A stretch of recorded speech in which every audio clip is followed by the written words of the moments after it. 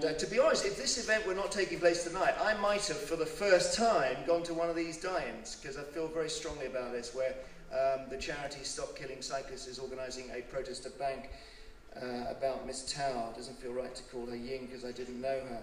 But I am increasingly outraged by these deaths. As soon as I say a cyclist has died, you can almost fill in the blanks, ladies and gentlemen. It's going to be a smart, professional woman in her mid-20s killed by a tipper truck turning left every single time.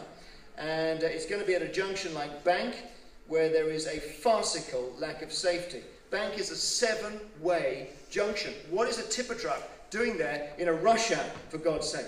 If a hospital had the death rate that London's roads are hitting with cyclists, the hospital would be shut down, the health secretary would resign, and there would be a 5-year inquiry.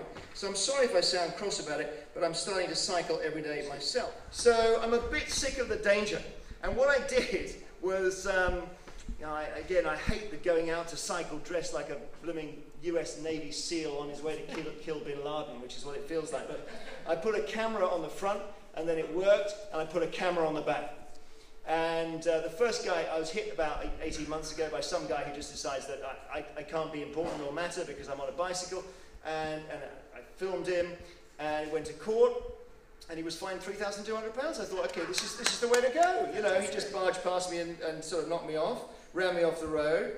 So I think Jewel at the back, this is the clip I got 2 weeks ago. I'll just show you this for you, just for fun here. This is New Cavendish Street here. So this is me cycling. This is my camera. It's quite good, isn't it? And you can see, I'm aware of this guy on the right. This is Wasabi. They'll be fine. They'll be fine. But what I'm not aware of is this. Look at this. Bang. Oh! What's that?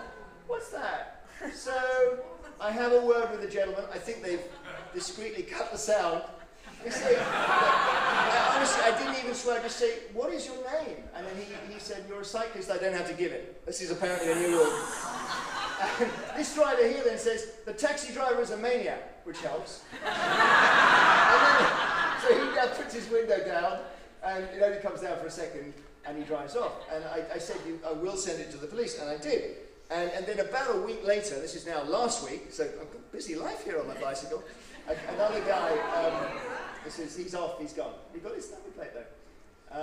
Another guy in a coach, we can lose this now, it's not interesting. Because I was apparently on the road, which is not allowed. And he was like less than a foot from my back bumper, quite fast and revving, you know how that happens. But I've got a camera at the back as well, so I sent that to the police too. And I then had a pang of conscience. I thought the police are here to solve murders, not to sort me out on my bike.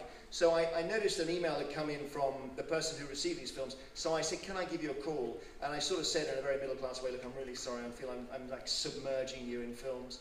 And she said, keep them coming. Because I sent the ticket to the coach, and that guy's got busted as well. And we'll bust them all. And I thought, oh, right! So, you know what? I think a camera is safer than a cycle helmet. That's what I think. And he said, the woman said to me, we've got a guy who's going 20 miles each way every day. He's sending us 6 films a day. And we're processing all of those as well. So they are actually quite interested in, you wouldn't believe it, in the footage.